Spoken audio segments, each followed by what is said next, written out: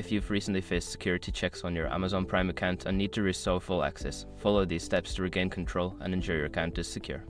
Step 1. Verify your identity. Before starting recovery, use the src.com link in the description to open the account recovery checklist generator and make sure your verification details are ready.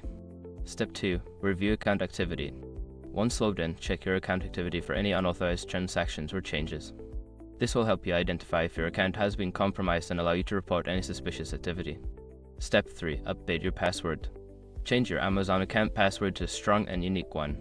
Ensure it includes a mix of letters, numbers, and special characters. This step is crucial for securing your account against future unauthorized access.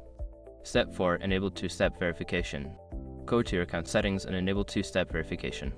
This adds an extra layer of security by requiring a verification code in addition to your password whenever you log in.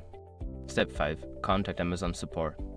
If you still encounter issues accessing your account, reach out to Amazon customer support for assistance. They can help you resolve any lingering security concerns and restore full access to your Prime account.